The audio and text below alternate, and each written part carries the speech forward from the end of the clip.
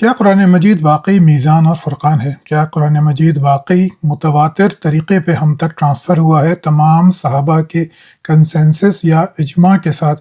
کیا واقعی قرآن مجید میں کبھی کوئی تبدیلی نہیں آئی؟ میرا جواب ہے کہ ایسا ہرگز نہیں ہوا۔ اس ویڈیو کے آخر تک آپ بھی میرے ساتھ متفق ہو جائیں گے۔ چلیے شروع کرتے ہیں۔ سلام دوستوں، تو آج یہ بات کریں گے کہ قراتوں کا مسئلہ کیا تھا، قرآن مجید کی قرات کیا ہوتی ہے، کس طرح کی قراتیں تھیں، قراتیں 7 قرات، 10 قرات، 14 قرات تک کیسے پہنچی۔ سب سے پہلے شروع کرتے ہیں کہ قرات کیا ہوتی ہے۔ قرات کا لغوی مطلب ہوتا ہے پڑھنا۔ آپ کوئی بھی چیز جب پڑھیں گے زبانی تو اس کو قرات آپ کہہ سکتے ہیں۔ اسلامی علوم میں قرات کو خاص کیا جاتا ہے قرآن مجید کی تلاوت کے ساتھ۔ یہ ایک باقاعدہ علم ہے، اس میں بہت ساری چیزیں آتی ہیں۔ لفظ کو لکھا کیسے جائے گا، تلفظ کیا ہوگا، کہاں پہ رکنا ہے، کہاں پہ 2 حروفوں کو ملا کے پڑھنا ہے، کہاں پہ نہیں رکنا، وغیرہ وغیرہ، یہ سب چیزیں قرات کے علم کے اندر ہی آتی ہیں۔ قرات میں علم الضبط بھی شامل ہوتا ہے، جو کہ ورڈ کی سپیلنگ کو آپ کہہ سکتے ہیں، لیکن اس کو بہرحال ایک الگ تشخص بھی دیا جاتا ہے علماء کی طرف سے۔ اب سوال یہ پیدا ہوتا ہے کہ اخلاف قرات، یا انگریزی میں کہا جائے تو ویریئنٹ ریڈنگز آف قرآن، اس سے کیا مراد ہے؟ جب ہم اختلاف قرات کہتے ہیں تو اس سے یہ بات ہمیں محسوس ہوتی ہے کہ شاید کوئی ایک متفقہ قرات رہی ہوگی جس سے پھر لوگوں نے اختلاف کیا۔ ایسا لیکن بالکل بھی نہیں ہے۔ قرآن مجید کے نزول کے ساتھ ہی ہمیشہ ایک سے زیادہ قراتیں موجود رہی ہیں۔ احادیث میں بے شمار مثالیں ہیں، لیکن ہم آرکیولوجیکلی بھی دیکھیں تب بھی ہمیں یہ واضح ہو جاتا ہے کہ ایسا نہیں ہے۔ پہلے تو ہمیں یہ بتایا جاتا ہے کہ عربی عربوں کی زبان تھی، یہ مکمل درست نہیں ہے۔ جب قرآن مجید کا نزول شروع ہوا تو عرب یا حجاز میں بہت ساری مختلف زبانیں بولی جاتی تھیں جو کہ آپس میں ملتی جلتی تھیں، لیکن ایک عربی جو پورے عرب میں نافذ ہو وہ ہوا ہے حضرت ابوبکر رضی اللہ عنہ کی خلافت کے بعد۔ جب پورے عرب پہ اسلام کی حکومت شامل ہو گئی تبھی عربوں کی یعنی قریش کی زبان کو ایک اولیت حاصل ہوئی۔ بالکل ایسے ہی کہ جیسے ہندوستان میں بہت ساری زبانیں بولی جاتی تھیں، اردو بھی تھی، اردو کو کہیں ہندی بھی کہا جاتا تھا، اس کو لکھنے کو فارسی رسم الخط استعمال کیا جاتا تھا، لیکن جب پاکستان بن گیا تو پھر اردو پورے ملک کی، پوری ایک قوم کی ایک زبان قرار پائی۔ عربی کے ساتھ بھی بالکل ایسا ہی ہوا۔ قرآن مجید کے نزول کے ساتھ ہی یہ بھی اجازت تھی کہ آپ اس کو مختلف لہجوں میں پڑھ سکتے تھے، مختلف تلفظ میں پڑھ سکتے تھے، لفظوں کو آگے پیچھے کر سکتے تھے، مترادفات کی بھی اجازت تھی، یعنی کہ ملتے جلتے لفظ جو ہیں آپ یوز کر سکتے تھے۔ علیمًا حکیمہ اگر کسی کی آیت کے آخر میں آیا ہے، آپ اس کو عزیزًا حکیمہ پڑھ دیجئے، کوئی ٹینشن کی بات نہیں ہے۔ وہاں پہ یا حی یا قیوم لگا دیجئے، تب بھی کوئی ٹینشن کی بات نہیں ہے، یہ بھی جائز تھا۔ پھر اسلام جو ہے وہ پھیل رہا تھا دور دراز کے لوگوں تک۔ پھر سوق اعزاز میں آپ صلی اللہ علیہ وسلم بہت لوگوں کو تعلیم دیا کرتے تھے، وہ لوگ بھی باہر سے آئے ہوئے ہوتے تھے، تو یہ تو ممکن نہیں کہ جب وہ عربی کا ایک مخصوص ڈائلیکٹ یا بولتے ہی نہیں، ایک شکل بولتے ہی نہیں، ان کو ایک بالکل نئی چیز دی جائے تو پھر ان کو اجازت دی گئی۔ ہمارے علماء یہ بتاتے ہیں کہ عرض اخیرہ میں سب کچھ منسوخ ہو گیا۔ عرض اخیرہ کی بحث ایک الگ چیز ہے، تو اس کو میں ابھی فی الحال نہیں چھیڑا۔ میں صرف یہ بتا رہا ہوں کہ قرآن مجید کے نزول کے وقت عربی ایک زبان نہیں تھی، اس کے بہت سارے لہجے تھے، تلفظ میں فرق تھا، ڈکشنری میں فرق تھا، مترادفات کو تلاوت کرنے کی اجازت تھی۔ اس کے ساتھ ہی ایک متفقہ قرآن مجید بھی موجود نہیں تھا۔ یہ بھی ایک گپ ہے جو بتائی جاتی ہے کہ جی قرآن جمع ہو گیا تھا، یہ تھا وہ تھا، ایسا تھا نہیں۔ اگر ایسا ہوتا تو پھر اتنی اختلاف قرات کبھی بھی وجود میں آتی ہی نہیں۔ اگر ایک متفقہ قرآن موجود ہوتا وہاں پہ تو پھر اختلاف ہونے کی کوئی ضرورت تھی ہی نہیں۔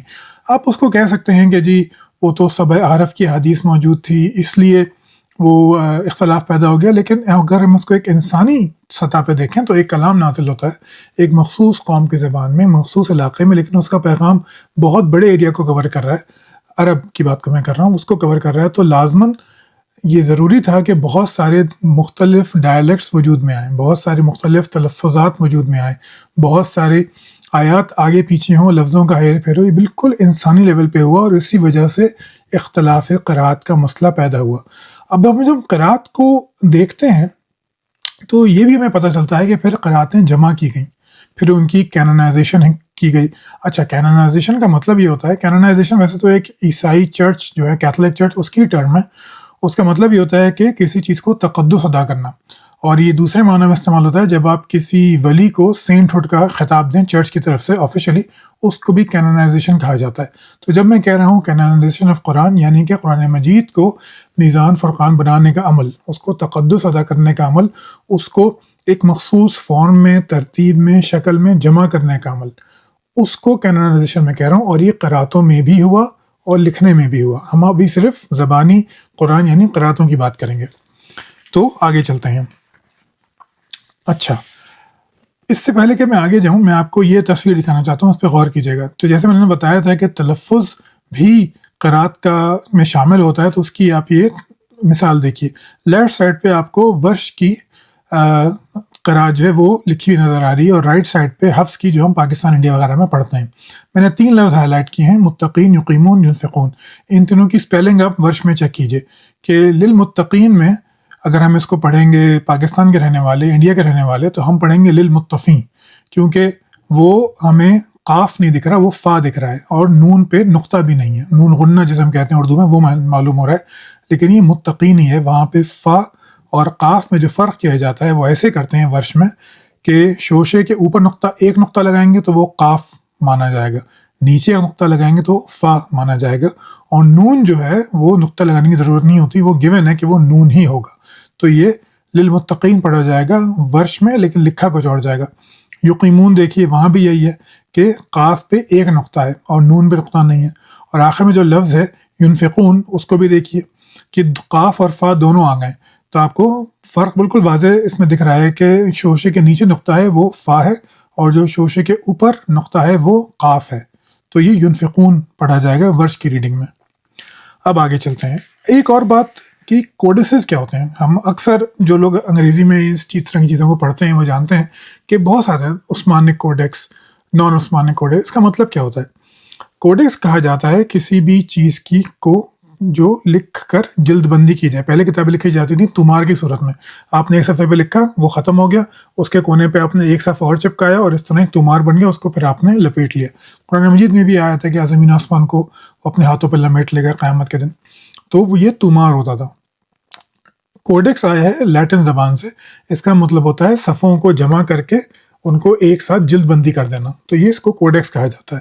جب ہم کہتے ہیں عثمانک کوڈیکس، اس سے مراد وہ قرآن ہیں جو کہ حضرت عثمان نے لکھوا کر امت میں پھیلائے۔ جب ہم کہتے ہیں نان عثمانک کوڈیکس، یعنی یہ وہ قرآن ہیں جو کسی اور قرات پہ لکھے گئے۔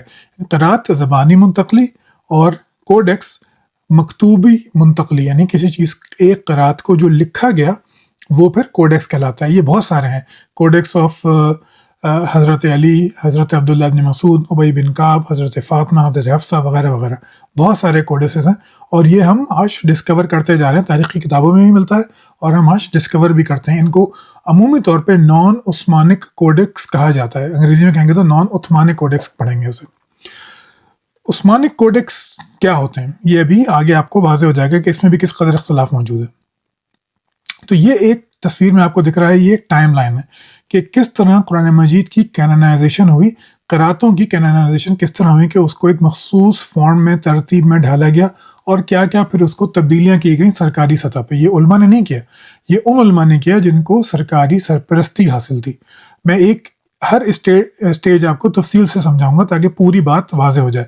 تو پہلے دیکھتے ہیں کہ حضرت محمد مصطفیٰ صلی اللہ علیہ وآلہ وسلم کا انتقال ہوتا ہے 632 عیسوی میں، ٹھیک ہے، اور پھر پہلی کینونائزیشن بتائی جا رہی ہے حضرت عثمان کی۔ کیونکہ حضرت ابوبکر نے جو قرآن مجید جمع کیا تھا وہ ایک پرائیویٹ افیئر جیسا معلوم ہوتا ہے، مطلب آپ نے جمع تو کر لیا جو روایتوں میں آتا ہے، لیکن آپ نے کچھ اور نہیں کیا، نہ اس کو پھیلایا، نہ اس کو دیا کہ بھائی جہاں جہاں فوجیں جا رہی ہیں وہاں پہ یہ قرآن جائے کہ لوگ جو مسلمان ہوں وہ گمراہ نہ ہوں، وہ اسی قرآن کو پڑھیں، نہ اس کی نقول کرائی گئی، نہ سرکاری سطح پہ اسی کوڈیکس کو پھیلایا گیا، بلکہ وہ حضرت عمر کے پاس رہا، وہاں سے حضرت حفصہ کے پاس چلا گیا۔ اگر وہ واقعی اسٹیٹ کا کام ہوتا تو کوئی تک نہیں تھی کہ اس کو پھیلایا نہ جاتا، نافذ نہ کیا جاتا، اور پھر حضرت حفصہ کے پاس نہیں، وہ حضرت عثمان کے پاس آنا چاہیے تھا، اس لیے وہ ایک پرائیویٹ افیئر کے طور پہ مانا جاتا ہے۔ حضرت عثمان نے اسٹیٹ لیول پہ یہ کام کیا کہ اب وہ مختصر بتاتا ہوں کہ انہوں نے زید بن ثابت اور 3 اور قریشی صحابیوں کو رکھا کہ آپ قرآن مجید کو دوبارہ جمع کیجئے، پھر اس کا حضرت حفصہ والے قرآن سے مقابلہ کیا، پھر پھر اس کی نقول کرا کے مختلف ملکوں میں بھیج دیں. اور یہ قصہ ایسے آتا ہے کہ حضرت حذیفہ آئے تھے حضرت عثمان کے پاس آذربائیجان سے. کچھ روایتوں میں ایک اور جگہ کا بھی نام آتا ہے جو میرے ذہن سے اتر رہا ہے ابھی. اور آپ نے کہا کہ امت کو سنبھالیے کہ قرآن میں اختلاف پیدا ہو رہے ہیں. اور حضرت عثمان جواب میں قرآن مجید لکھوانے کا انتظام کرتے ہیں. اب یہاں پہ میں چاہتا ہوں کہ آپ تھوڑا سا رک کے سوچئے کہ اگر قرآن کے پڑھنے میں اختلاف ہو رہا ہے، قرات میں اختلاف ہو رہا ہے، تو لکھوانے کی کیا توقع ہے؟ مطلب لکھے جانے کی کیا ضرورت ہے؟ کیونکہ جیسے میں نے آپ کو پچھلی ویڈیو میں بتایا تھا کہ اسکیلیٹل ٹیکسٹ ہوتا تھا جس میں نہ نقطے ہوتے تھے، نہ واولز ہوتے تھے، حروف علت جن کو کہتے ہیں، نہ وہ ہوتے تھے، نہ ہی صورتوں کے درمیان میں تقسیم کا کوئی طریقہ تھا، آیتوں کے درمیان میں تقسیم کا کوئی طریقہ تھا، نہ ہی لفظوں کو کہاں رکنا ہے، کہاں ملا کے پڑھنا ہے، ایسا کوئی طریقہ موجود نہیں تھا. تو ایک بولنے کا پرابلم جو ہے لکھے ہوئے سے کیسے صاف ہو سکتا ہے؟ اس کے جواب میں ہمیں علماء یہ بتاتے ہیں کہ حضرت عثمان نے قرآن مجید بھیجے اور وہ ان کے ساتھ قاری بھی بھیجے. لیکن یہ بھی بہرحال ثابت نہیں ہوتا، اس سے یہ ابھی آگے واضح ہو جائے گا. چلیے اب یہاں پہ دیکھیے، یہ تینوں جو ہیں کوڈیکس یہ مصاحف عثمانی مانا جاتا ہے. لیکن اگر ہم یہ مان لیں کہ روایت میں قرآن مجید جمع ہوا حضرت حفصہ کے قرآن سے، اس کا تقابل کیا گیا، پھر اس کو پھیلایا گیا، یعنی کہ کاپیز تھیں قرآن کی، تو پھر یہ ڈفرینسز کس طرح آ گئے؟ یہ میں جیسے اسکرین پہ آپ دیکھ رہے ہیں کہ کوفن کوڈیکس ہے، کوفہ کے میں کون سا کوڈیکس پہنچا، مدینہ میں اور بصرہ میں کون سا کوڈیکس تھا، سیریا یعنی دمشق اس میں کون سا کوڈیکس تھا، عراقی کوڈیکس کیا تھا، اور اس میں فرق مت دیکھیے. پہلی مثال میں جو آخری ورڈ ہے احسانہ وہ کوفن کوڈیکس میں ہے، حسنہ وہ مدنی اور بصرہ کے کوڈیکس میں ہے. پھر نیچے آئیے، جو تیسرا لفظ ہے ینشرکم وہ سیرین کوڈیکس میں ہے، لیکن عراقی کوڈیکس میں وہ یسیرکم ہے. تو فرق اتنا پیدا ہو گیا. تو اگر یہ نقول تھیں تو یہ کیسے نقول تھیں کہ اس میں فرق موجود ہے؟ تو یہ بات جمتی نہیں. اس کے علاوہ اسپیلنگ ایررز بھی تھے ان کوڈیسز میں، یہ بھی میں آپ کو دکھاتا ہوں. یہ دیکھیے اب یہاں پہ، اچھا یہ آج بھی موجود ہے، اگر آپ اپنا قرآن مجید کھولیں گے جو آپ کے پاس ہیں تو آپ کو یہ دکھ جائے گا. جو میں نے لفظ ہائی لائٹ کیے ہیں اسکوائر بنا کے، اس میں آپ دیکھیں کہ لا کا جو الف ہے اس کے اوپر ایک دائرہ بنا ہوا ہے. اس کا مطلب ہے کہ اس کو پروناؤنس نہیں کرنا. تو اگر آپ اس کو پروناؤنس کریں گے تو آیت کا مطلب بدل جائے گا، لیکن یہ آج بھی موجود ہے. دوسری آیت دیکھیے کہ اس میں ساوریکم میں اس میں ایکسٹرا واو ہے. کوئی ضرورت نہیں تھی، اگر آپ نے الف کے اوپر جو ہے وہ پیش لگا دیا ہے تو واو کی، لیکن وہ واو لکھا ہوا ہے. اگر آپ اس کو پڑھیں گے تو غلط ہو جائے گا، لیکن یہ موجود ہے. تیسری میں دیکھیے، یہ آیت ہے حضرت جب سلیمان حدود کو کہہ رہے ہیں کہ اگر وہ واپس نہیں آیا تو میں اس کو ذبح کر دوں گا. تو یہاں پہ اگر آپ پڑھیں گے لا اذبحنہ، تو یہ بن جائے گا کہ میں اس کو ذبح نہیں کروں گا، ہرگز ذبح نہیں کروں گا.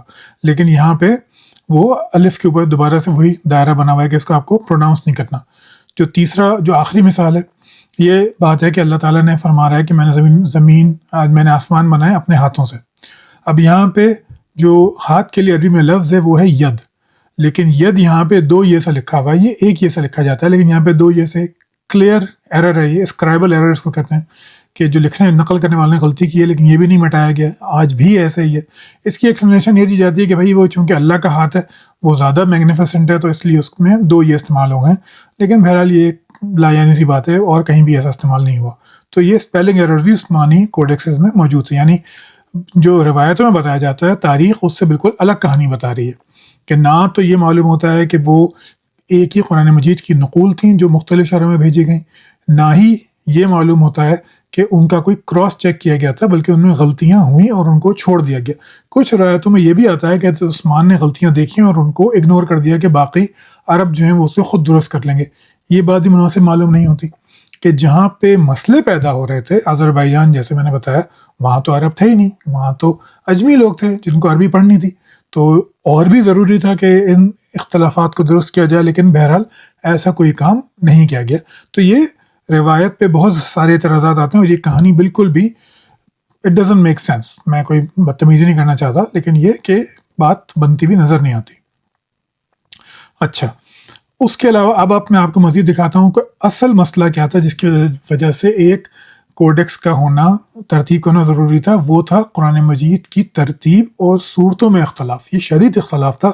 ہمارے پاس جو رپورٹس پہنچی ہیں اس میں عبداللہ ابن مسعود کی فہرست ہے صورتوں کی، وہ بالکل الگ ہے. حضرت ابی ابن کعب کا جو قرآن تھا وہ بالکل الگ ہے. آپ کو دو مثالیں دیتا ہوں میں جلدی سے، کہ حضرت عبداللہ ابن مسعود کا جو قرآن تھا اس میں آخری کی دو صورتیں شامل نہیں تھیں کہ آپ ان کو دعائیں سمجھتے تھے، جبکہ حضرت ابی ابن کعب کا جو قرآن تھا اس میں دعائے قنوت جو ہم پڑھتے ہیں عشاء کی نماز میں وہ قرآن مجید کا حصہ مانی گئی تھی، اور دعائے قنوت 2 صورتوں پر مشتمل تھی۔ وہ 2 صورتیں تھیں جو جن کو ہم آج دعائے قنوت کہتے ہیں، وہ اصل میں 2 صورتیں تھیں۔ ابی ابن کعب نے اپنے کوڈیکس میں ان کو شامل کیا تھا۔ میں آپ کو اس کی مثالیں دکھاتا ہوں۔ یہ ترتیب دیکھیے آپ کہ اس میں آپ دیکھ لیں گے کہ ایک طرف جو بائیں ہاتھ پہ قرآن مجید کی وہ ترتیب ہے جو آج یہاں پہ موجود ہے، لیکن دائیں ہاتھ پہ وہ ترتیب ہے جو عبداللہ ابن مسعود کے کوڈیکس میں تھی اور حضرت ابی ابن کعب کے کوڈیکس میں تھی۔ چند میں آپ کو بتا دیتا ہوں، جیسے سورہ انعام 6ٹھی سورہ ہے، لیکن حضرت عبداللہ ابن مسعود کے کوڈیکس میں وہ 4تھی تھی اور ابی ابن کعب کے کوڈیکس میں 5ویں تھی۔ پھر دیکھتے ہیں سورہ توبہ، یہ 9ویں سورہ ہے، لیکن 7ویں تھی ابن مسعود کے کوڈیکس میں اور 9ویں تھی ابی ابن کعب کے کوڈیکس میں۔ آگے آئیے، یہ 24 صورتوں تک میں نے لکھا ہے، یہ آپ پوری بھی سرچ کر سکتے ہیں اگر آپ چاہیں تو۔ سورہ حجر دیکھیے، 15ویں صورت ہے ہمارے کوڈیکس میں جس کو آج ہم پڑھتے ہیں، لیکن حضرت عبداللہ ابن مسعود کے کوڈیکس میں یہ جو تھی 29 تھی، 29ویں تھی، اور 33ویں یا 33 تھی حضرت ابی ابن کعب کے کوڈیکس میں۔ تو یہ بہت زیادہ فرق موجود ہے، جس کی وجہ سے حضرت عثمان کے زمانے میں ایک قرآن پہ جمع کرنے کی کوشش کی گئی، اس لیے اس کو لکھا گیا۔ اگر یہ قرات کا اختلاف ہوتا تو صرف قاری بھیجے جاتے، لیکن یہ اصل اختلاف یہ تھا کہ صورتوں کی ترتیب میں، صورتوں کی تعداد میں اختلاف تھا، اس لیے یہ کوڈیکس وجود میں لائے گئے۔ آگے چلتے ہیں۔ سیکنڈ کینونائزیشن یہ ہوتی ہے تقریباً 280 برس کے بعد عباسی دور خلافت میں۔ یہ دور تھا المقتدر باللہ اور الراضی باللہ کا، ان 2 خلفاء کا دور تھا یہ، جس میں سیکنڈ کینونائزیشن کی ابن مجاہد سرکاری آدمی تھے۔ یہ شیخ القرا تھے، یعنی بغداد میں رہتے تھے، اور یہ ان کا کام تھا قرآن مجید کے پڑھنے اور اس کے پھیلانے کے، یہ کیوں کہ لیجیے انچارج تھے، اور ان کو حمایت حاصل تھی دونوں خلفاء کی بھی اور دربار کے علماء کی بھی۔ تو ان کے زمانے میں اراؤنڈ 50 قرات موجود تھیں۔ کچھ کتابیں کہتی ہیں 20 سے 30 اور کچھ کہتی ہیں 50۔ ہمیں کتاب کا نام بھی ملتا ہے جس میں ایک عالم نے 50 قراتیں جمع کی تھیں۔ تو ابن مجاہد رحمۃ اللہ علیہ وہ یہ کرتے ہیں کہ وہ ان تمام قراتوں کو دیکھ کر اس میں سے 7 مشہور ترین قرات جمع کر کے ایک سبع قرات بنا دیتے ہیں۔ 7 کی عدد کیوں لیا یہ واضح نہیں ہے، لیکن شاید اس کی وجہ وہ حدیث رہی ہے کہ قرآن مجید 7 حرفوں پر نازل ہوا ہے، شاید یہ اندازہ ہے۔ بہرحال تو 7 انہوں نے قراتیں لیں 5 شہروں سے، جو 5 بڑے شہر تھے اسلامی مملکت کے، مکہ، مدینہ، کوفہ، بصرہ اور دمشق۔ یہاں سے جو 7 مشہور ترین قراتیں تھیں ان کو آپ نے سبع قرات لے لیا کہ بھائی یہ کینونیکل ہیں۔ اب قرآن مجید سرکاری سطح پہ انہی قراتوں میں سے کسی ایک قرات پہ پڑھایا جائے گا، سمجھایا جائے گا، لکھا جائے گا۔ بہت زیادہ اختلاف ہوا، بلکہ 2 علماء پر تو باقاعدہ گورنمنٹ نے مقدمہ چلایا، ان سے سرعام معافی منگوائی اور اس بات کا وعدہ لیا کہ وہ سبع قرات کو برا بھلا نہیں کریں گے، لیکن اس کے ساتھ باقی قراتوں کے پڑھنے لکھنے کو جمع کرنے کو منع بھی نہیں کیا گیا۔ سرکاری طور پہ یہ 7 قراتیں، لیکن اگر آپ کوئی اور قراتیں پڑھ رہے ہیں، جمع کر رہے ہیں تو اس کی اجازت ہے۔ تو اسی لیے ہمارے پاس وہ ریکارڈ آج تک پہنچا ہے۔ اگر حکومت کریک ڈاؤن کرتی تو پھر ہمیں باقی قراتوں کا معلوم ہی نہیں ہوتا۔ تو بہرحال یہ روکا نہیں گیا، لیکن سرکاری سطح پہ یہی قراتیں جمع رہیں، 7 قراتیں مان لی گئیں۔ آگے آئیے، اب آتی ہے تھرڈ کینونائزیشن۔ یہ ہوتی ہے تقریباً سیکنڈ کینونائزیشن کے 116 برس کے بعد، اور پھر دوبارہ 257 برس کے بعد، کیونکہ اس میں 2 علماء آ گئے ہیں۔ اچھا، یہ کیوں ہوئی؟ یہ اس لیے ہوئی کہ جو مشرق تھا، بغداد اور باقی شہر دمشق وغیرہ، مکہ مدینہ، یہاں پہ قراتوں کا اختلاف بڑھتا جا رہا تھا، لیکن مغرب میں ایسا نہیں تھا۔ مغرب کون سا؟ بنو امیہ کی دوسری خلافت جو اسپین، اندلس، اس علاقے میں تھی، وہاں پہ ایسا نہیں تھا۔ تو وہاں پہ ایک شخصیت پیدا ہوئی جن کا نام تھا الدانی۔ وہ دانیہ کے رہنے والے تھے، یہ بھی سرکاری عالم تھے، اندلس میں ان کو بڑی قدر و منزلت حاصل تھی، اور یہ انچارج تھے مدارس کے۔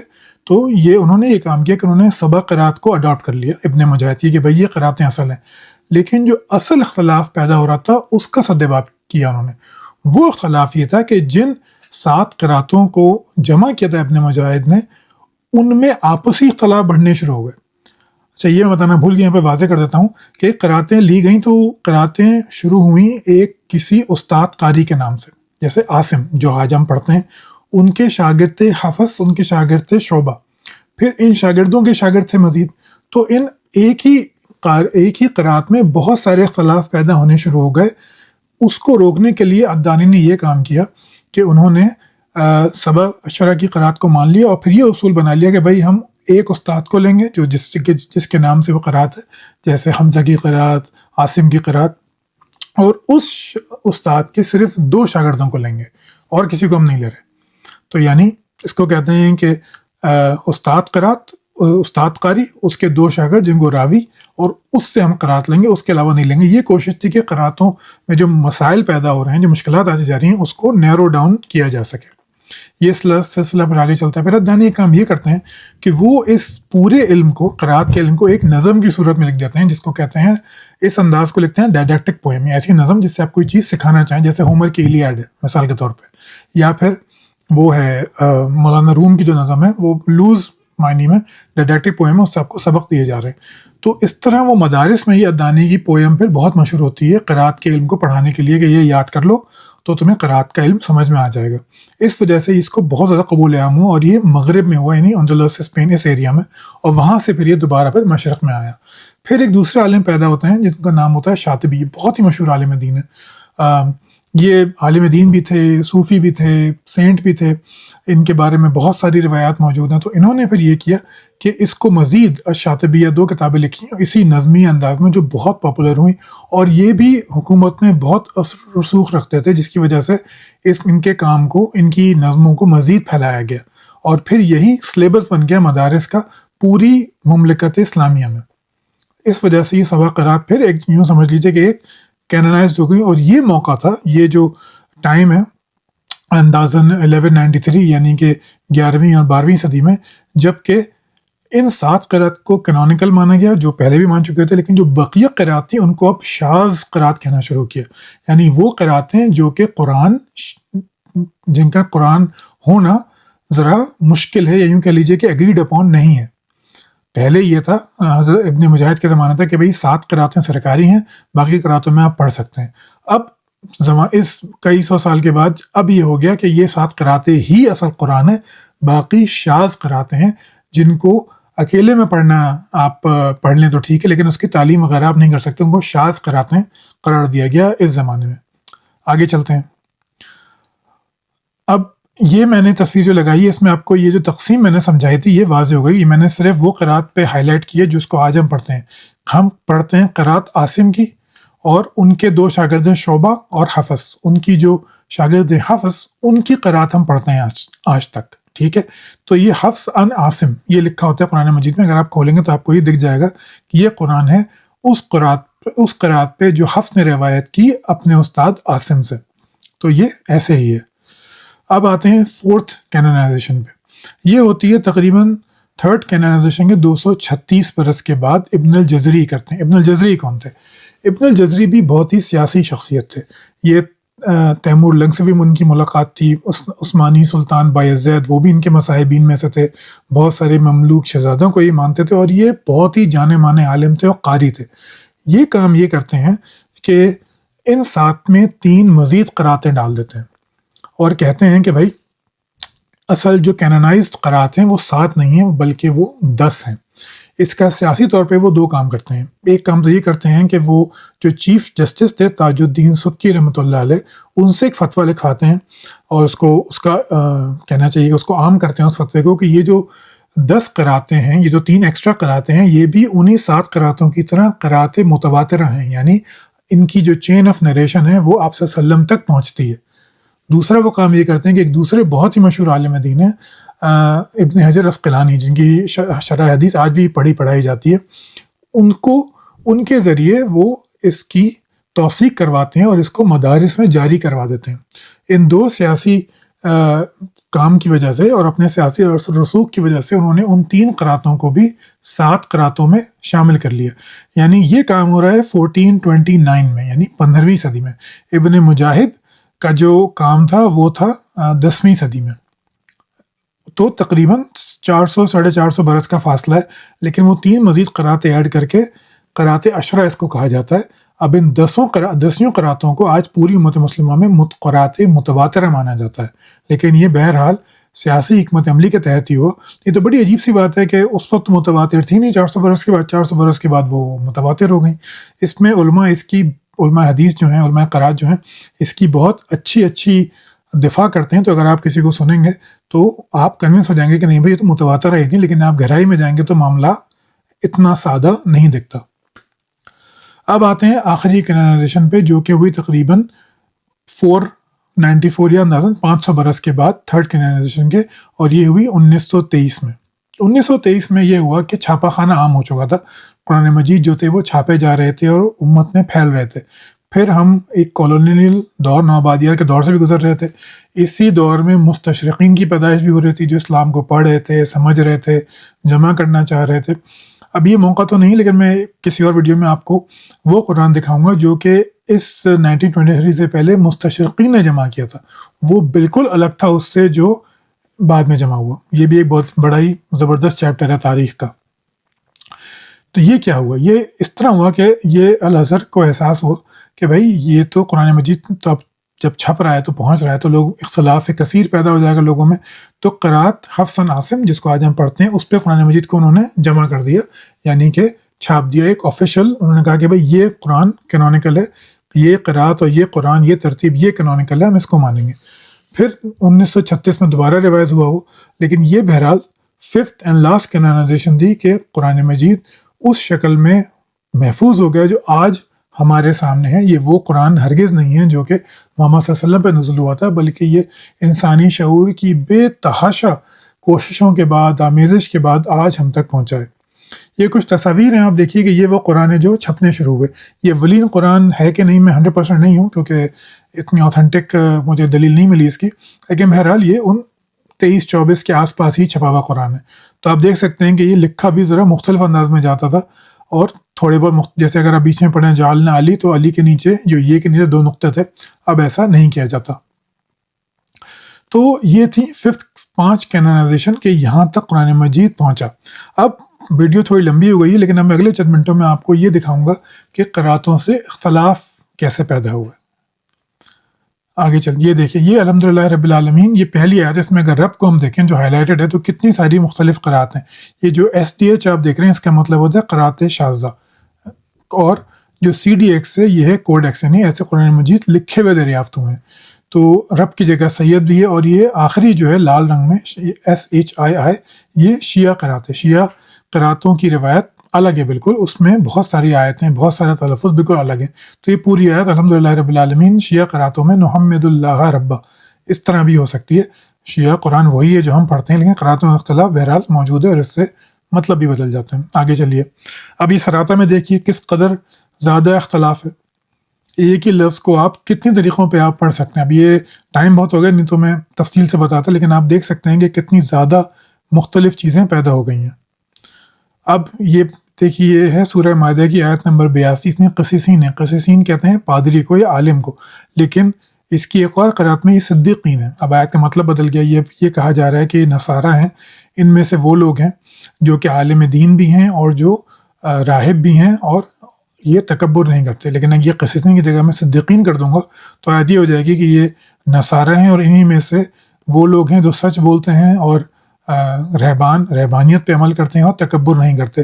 تو اس سے آیت کا مطلب کافی حد تک بدل گیا۔ آپ نے ایک مخصوص انداز کے لوگوں کو کہا تھا، یعنی عالم دین جو ہیں وہ ایسے ہیں، یعنی راہب ہیں اور تکبر نہیں کرتے۔ یہاں پہ آپ نے سب کو شامل کر لیا، پورے تمام نصارہ کو شامل کر لیا۔ آگے چلیے، یہ قل اللہ واحد ہے۔ اس میں دیکھیے کہ جو ہوا ہے خالی، اس کی کتنی مختلف قراتیں ہیں۔ جو کوڈیکس میں اللہ ہے، ہو اللہ ہے، پوری آیت ہی الگ ہے۔ شیعوں کے اندر 3 اس کی روایات موجود ہیں، تینوں میں یہ پوری آیت ہی بالکل الگ ہے، پہلی آیت بالکل الگ ہے۔ آگے چلیے، یہ دیکھیے، یہ تو ایک کافی بڑا مسئلہ ہے کہ یہ وہ آیت ہے جس میں یہ سورہ بقرہ کی، جس میں یہ بتایا جا رہا ہے کہ اگر تم روزہ نہیں رکھ سکتے تو تم کیا کرو پھر۔ تو آج جو ہم قرات پڑھتے ہیں حفص عاصم کی، اس میں ہے طعام مسکین، ایک مسکین کو کھانا کھلا دو۔ لیکن اس کی دوسری قرات ہے جو 7 عشرہ کی قراتوں میں سے، جیسے آپ دیکھ رہے ہیں نمبر 7 لکھا ہوا ہے، وہاں پہ مساکین بھی ہے، یعنی ایک سے زیادہ کو کھانا کھلانا ہوگا۔ کتنے؟ کم از کم 3، کیونکہ جب جمع کا صیغہ آتا ہے عربی میں تو وہ کم از کم 3 پہ لاگو ہوتا ہے۔ تو مساکین یہاں پہ بالکل آیت کا مطلب بدل گیا۔ اگر یہ صحیح قرات ہے تو پھر ہم تو غلطی کر رہے ہیں، یعنی ہماری فقہ جو ہے وہ غلط ہے۔ پھر آگے چلتے ہیں، یہ دیکھیے، یہ جو آیت ہے کہ انسان کو اللہ نے خلیفہ بنایا ہے، اسی پہ پوری سیاسی اسلام اسی ایک آیت پہ کھڑا ہوا ہے کہ انسان اللہ کا خلیفہ ہے، وائس جیرنٹ ہے دنیا میں۔ امام مودودی کا پورا فلسفہ اسی پہ کھڑا ہوا ہے کہ دین کو نافذ کرنا ہے کیونکہ انسان تو خلیفہ ہے. سید قطب کا پورا فلسفہ اسی پہ کھڑا ہوا ہے. جماعت اسلامی، حکومت الہیہ، سب کچھ اسی پہ کھڑا ہوا ہے. سب کچھ اسی بات پہ کھڑا ہوا ہے کہ انسان اللہ کا خلیفہ ہے. اب اگر اس کو آپ دوسری قراتوں میں دیکھیں تو یہ تو پوری فلسفی غلط ہو جاتی ہے. وہاں تو خلیقتاً ہے، یعنی مخلوقوں میں سے ایک مخلوق ہے، تو پوری بات ہی غلط ہو گئی، پورا فلسفہ ہی غلط ہو گیا. آگے چلیے، یہ دیکھیے، یہ انسان ہے، یہ آیت ہے کہ انسان ایک جلد باز مخلوق ہے، یعنی یہ انسان جلد باز پیدا کیا گیا. اس کا مکمل مطلب بدل گیا. پیدا کیا گیا عجلت کو انسان سے، خلق العجل من الانسان کی. تو آیت کا بالکل مطلب بھی الٹا ہو گیا. اگر آپ کوڈیکس کو ایک دوسرے کوڈیکس کا مانیں گے تو یہ بھی آیت بدل گئی. آگے آئیے، یہ بھی بہت امپورٹنٹ آیت ہے. یہاں پہ یہ اس میریکل کا ذکر ہے کہ جب حضرت عزیر علیہ السلام بستی پہ سے گزرتے ہیں، ان کو ٹوٹی ہوئی اور تباہ ہوئی دکھتی ہے. وہ پوچھتے ہیں کہ یا اللہ تو اس کو کیسے زندہ کرے گا؟ تو پھر آپ کو نیند دی جاتی ہے 100 سال تک. پھر آپ کو اٹھایا جاتا ہے کہ دیکھو یہ تمہارا کھانا ہے، خراب نہیں ہوا. اور پھر یہ آیت آتی ہے وانظر الی العظام کیف ننشزها. تو یہ کہ اب ان ہڈیوں کو دیکھو، عظام کہتے ہیں ہڈیوں کو، کیفا کہ کیسے ہم ان کو کھڑا کرتے ہیں اور پھر ان پہ گوشت چڑھاتے ہیں. یہ آیت یہ ہے ننشزها ثم نکسوها کہ ہم ان ہڈیوں کو کھڑا کریں گے پھر ان پہ گوشت چڑھائیں گے. اس کی جو دوسری قراتیں وہاں ہیں ننشرها، یعنی کس طرح ہم ان ہڈیوں کو پھیلاتے ہیں یا بکھیرتے ہیں. بالکل مطلب الٹ ہو گیا اس آیت کا، بالکل مطلب یہ. اور یہ آپ دیکھ سکتے ہیں کہ یہ انہی سبع قرات میں جن کو کینونیکل یا آتھینٹک مانا گیا، ابن مجاہد نے ان کو کینونائز کر کے، یعنی ان کو آتھینٹک قرآن قرار دے کے رکھا ہے، سبع قرات میں شامل کیا ہے. لیکن یہ بالکل الٹ مطلب کر دیتی ہے اگر ہم اس آیت کو دوسری قرات سے پڑھیں. یہ آخری آیت ہے، پھر میں اجازت چاہوں گا کہ اس میں دیکھیے کہ متا ثابت ہو جاتا ہے اس سے. یہ آیت گزارش ہے کہ اپنے قرآن میں کھول کے بھی پڑھیے گا، تھوڑی سی مشکل بات ہے. اس میں یہ سورہ نساء کی 24ویں آیت ہے کہ اس میں یہ بتایا کہ ان محرمات کے سوا عورتیں تم کو حلال ہیں، اس طرح کے مال خرچ کر کے ان سے نکاح کر لو کہ تمہارا مقصد یہ ہے کہ ان سے عفت قائم کرنا ہے، نہ کہ شہوت رانی. اس کے بعد جو ہے من ہنہ کا لفظ ہے، ان میں سے. اس کے بعد اگر ہم یہ آیت پڑھیں گے من ہنہ الی اجل مسمى، تو یہ متع ہے. تو یہ ان عورتوں سے ہے جن سے آپ ایک مخصوص مدت تک کے لیے نکاح کریں. نکاح جو متع ہے وہ مخصوص مدت کا ہی نکاح ہوتا ہے نا، 3 دن کا، 4 دن کا، وغیرہ وغیرہ. تو یہ آیت قرآن مجید میں اگر شامل کر لی جائے تو متع اس سے حلال ثابت ہو جاتا ہے. یعنی اگر آپ ہی من ہنہ کے بعد ہی آپ لگا لیں من ہنہ الی اجل مسمى کہ ان میں سے ایک مخصوص مدت تک، الی اجل مسمى ایک ٹھہرائی ہوئی مدت تک آپ نکاح کر سکتے ہیں ان سے، تو یہ بالکل متع سے ثابت ہو گیا. تو یہ کہنا جو ہمیں علماء میں گولی دیتے ہیں کہ قرآن مجید کی قراتوں سے تبدیلی نہیں ہوتی مطالب میں، یہ بالکل ایک جھوٹی بات ہے، بے تحاشا تبدیلی ہوتی ہے. بہت بہت شکریہ. میرے خیال سے میں اجازت لوں گا، کافی لمبا ہو گیا. بہت بہت شکریہ سننے کا. ہمت افزائی کے لیے شکریہ جن لوگوں نے مجھے دوبارہ جوائن کیا ہے. اور گزارش یہ ہے کہ اس ویڈیو کو لائک کیجیے، سبسکرائب کیجیے چینل کو، اس کو زیادہ سے زیادہ شیئر کیجیے تاکہ دوسرے لوگ بھی مستفید ہو سکیں کہ انہیں کون سی گولی دی جا رہی ہے اور حقیقت اصل میں کیا ہے. چلیے میں حاضر ہوتا ہوں کچھ دنوں میں. اپنا خیال رکھیے گا. اللہ حافظ.